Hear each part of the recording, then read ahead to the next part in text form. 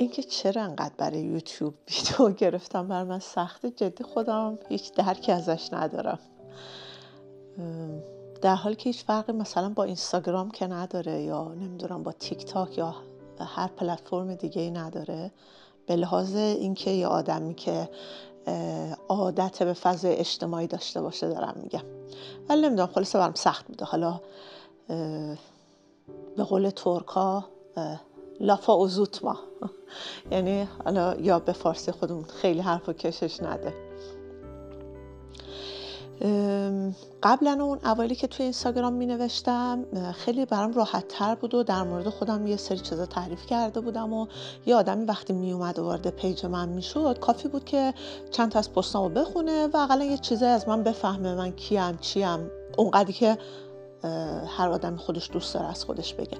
ولی بعدها هی این فضا رو من بسته تر هی جمع‌تر کردم و اون پستا رو آرشیو کردم و انگار که دیگه خیلی علاقمند نبودم. راستش شاید دلیل بزرگش هم این بود که توی اینستاگرام هی آدم میبینه که مثلا بعضیا دیگه انقدر قلوف میکنن راجع به یه سری اتفاقات زندگیشون یا انقدر دروغ و راستو به هم دیگه میچسبونن که تصور من اینه که آدم حسابیا اونقدر دیگه علاقمند نیستن، انگار که فقط سرسری همین رد میشن از پست یه آدمی، از استوری یه آدمی، و من دلم نمیخواست که اون مدل آدم باشم. ولی اینجا برای یوتیوب فکر کردم که بهتر که خود از خودم بگم، یعنی قشنگترش اینه برای اینکه اون کسی که بیننده منه و اون کسی که کم کم میاد توی این دایره دوستی دلش میخواد بدونه این آدمی که پای حرفاش میشینه یا اگه یه جای حرفشو قبول میکنه یا رد میکنه کیه، چیه، از کجا اومده. و یه واقعیت دیگه اینه که داستان زندگی من واقعا جالبه، فارغ از اون مدلایی که دارین توی خیلی جاها میبینین. داستان زندگی من واقعیتش خودش خیلی جالبه، چون یه تجربه هایی رو از سر گذروندم، یه اتفاقایی رو از سر گذروندم که حتی برای خودم هم در اون زمانش رنج داشته دیگه، ولی بعدش دیدم که واقعا خیلی جالبه. یکی حرف بابام همیشه اینه که میگه از زندگی تو هم میشه کتاب 7 جلدی ساخت، هم میشه یه سریال مفصل چند ساله ساخت. بریم سر اصل مطلب. من اسمم پوپکه، متولد دهه 50 اصالت پدر و مادرم مال کرمانشاهه و خب منم متولد کرمانشاهم. تقریبا اواخر جنگ ما مجبور شدیم به خاطر اینکه توی خونمون موشک افتاد، البته که خب ما تو خونه نبودیم، مهاجرت کنیم و بریم کرج. اول میخوام یه شمای کلی بهتون بدم، بعد دوست دارم که هر تیکه از این زندگی رو براتون تعریف کنم و بهتون قول میدم که براتون جذاب خواهد بود. اومدیم کرج و 5 تا بچه ما، 4 تا دختریم یه پسر. پدر من اون موقع، البته ما کرمانشاه زندگی نمی کردیم به دلیل شغل پدرم که دولتی بود، تو شهر ایلام بودیم. پدر من شغل نسبتا مهمی داشت و بعد به دلیل همون شرایط بمباران و اینا خواهر کوچیک من در معرض اون چه که من الان یادمه با اون ذهن بچگیم اینه که دکتر گفت در معرض افتادگی دریچه قلبه و این وقتی که هواپیمای جنگی میان و دیوار صوتی رو میشکنن روی قلب این بچه تاثیر میذاره. اون موقع هم که مثل الان نبود علم انقدر پیشرفت کرده باشه و قاعدتا فکر کنم مثلا گفته بود بچه از دست میره. برای همین پدر من مجبور شد که کارش رو رها بکنه و من قشنگ یادم که فکر میکنم ما با 2 تا ساک، برای اینکه زمانی که ما خارج از شهر تو چادر زندگی میکردیم توی ایام بمباران، خونه ما موشک خورده بود و هیچی نداشتیم، یعنی نه وسیله خونه نه لباسی، هیچی، هم مثلا 2 تا ساک لباسی که اون موقع توی جنگل و اینا چادر میزدیم و داشتیم همون بود. اول اومدیم تهران خونه خالم اینا و ما اونقدر پول نداشتیم که حتی یه خونه اجاره بکنیم، واقعا اونقدر پول نداشتیم. قبلترش هر چقدر مامانم یا ماها طلا داشتیم توی همون عالم بچگی، دختر بچه که بودیم هر کدوممون معمولا توی خانواده‌های کرد و اینا، حالا ما در واقع کردم محسوب نمیشیم به فارسای کرمانشاه میگن کردای پلاستیکی. کرد محسوب نمی‌شده، ولی در هر حال توی اون مناطق خیلی مرسومه اینکه حتما مثلا دختر بچه و زن و اینا طلا داشته باشن. تو هم عالم بچگی 5-6 تا کدوم علنگو داشتیم یا مامانم داشت و اینا. ولی یادمه که یه خونه بزرگ بابام ساخت اون موقع‌ها قبل از اینکه همین موشک بهش بخوره و تمام طلاها و اینا رو خب فروخته بودیم دیگه و اون خونم که از بین رفت. بنابراین هیچی نداشتیم. عمه بزرگ من اون موقع صاحب بزرگترین تولیدی لباس خاورمیانه بود. کارگاه خیلی بزرگ و اینجور چیزا داشت.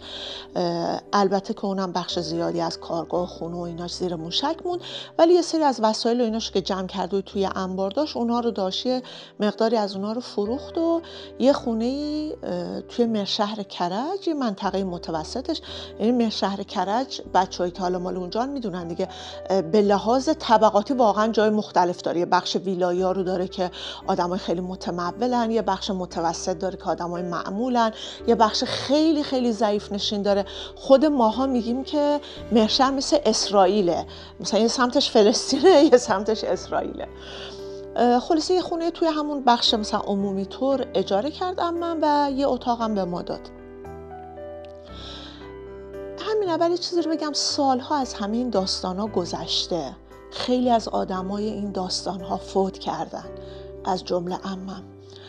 شاید اون زمان اونام بر اساس سنشون، بر اساس تجربهشون یه رفتارهایی کردن که قاعدتاً ماها رو رنجونده، تا سالها تو ذهنمون مونده، ولی دیگه شامل گذر زمان میشه. کم کم آدم به این میرسه که خب اخلاقش بوده یا سطح آگاهیش همین بوده.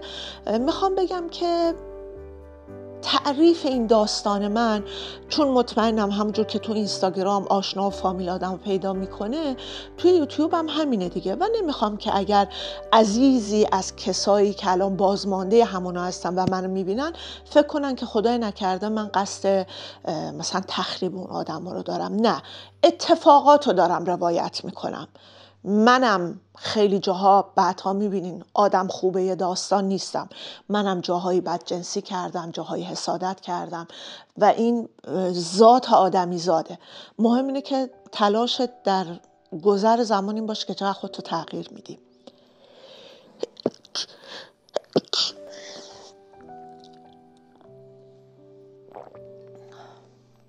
عمه من یه خونه رو اجاره کرد، یه خونه 2 خوابه بود، 3 خوابه بود در واقع، و یه حال کوچولو داشت. یکی از خوابا که خیلی بزرگ بود وسایل کارگاهش رو گذاشته بود.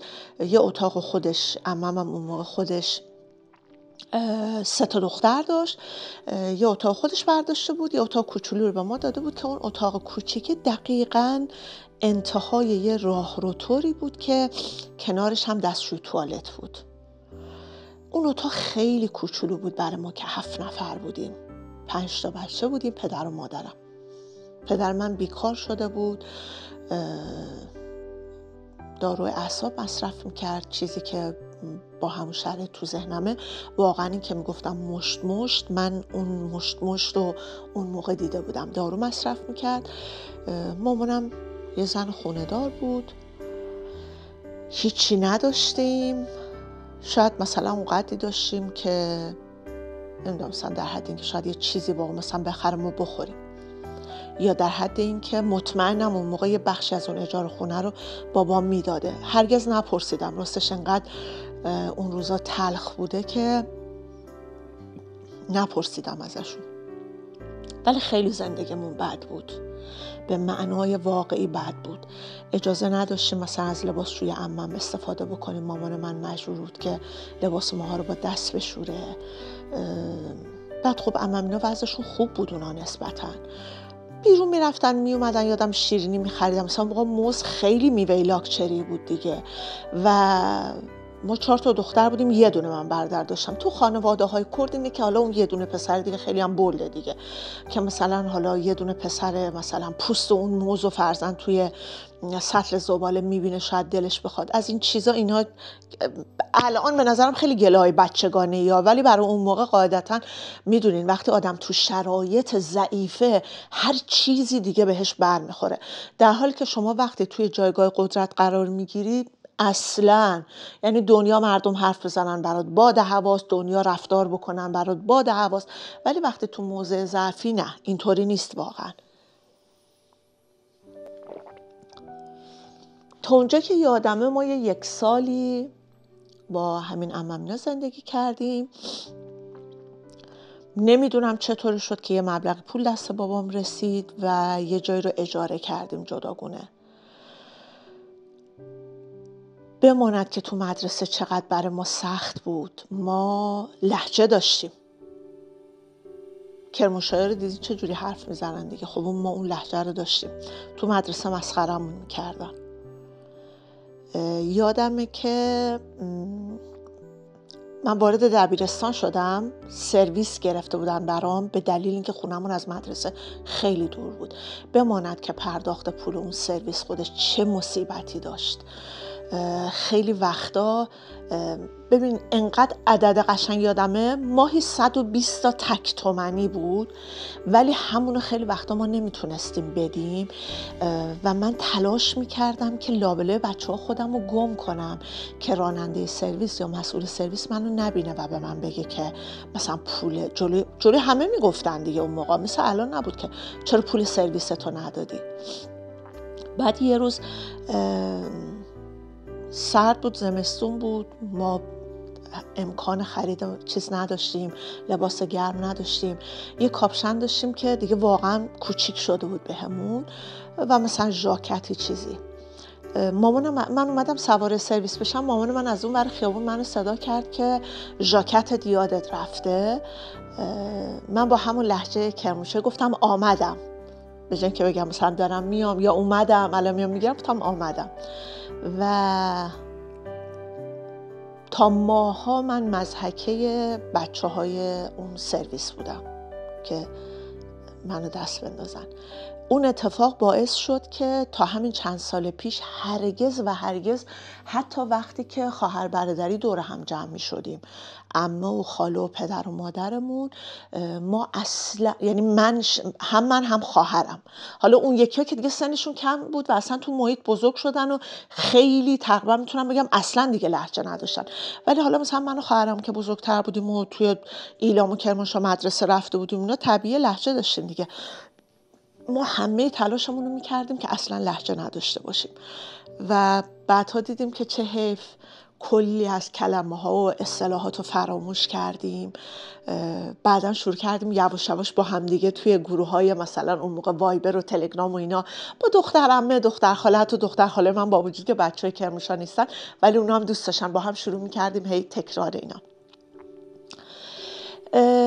آره خلاصه خیلی سخت بود واقعا.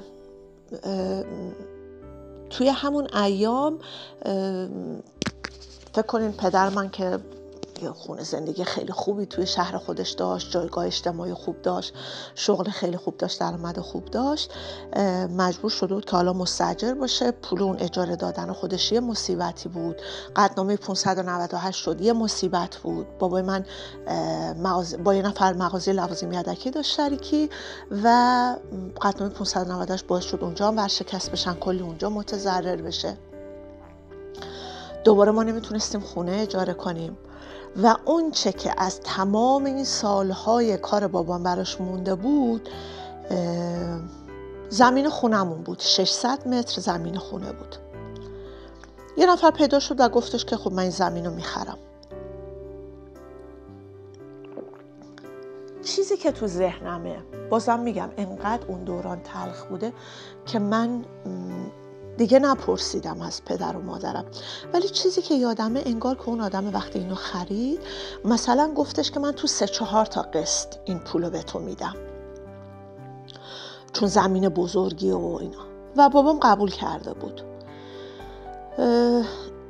عموی بابای من یه آدمیه که خیلی معروفه توی همون شهر ایلام و 2-3 تا پاساژ طلا فروشی داره و ماشاءالله وضعشون خوب، البته که به رحمت خدا رفته.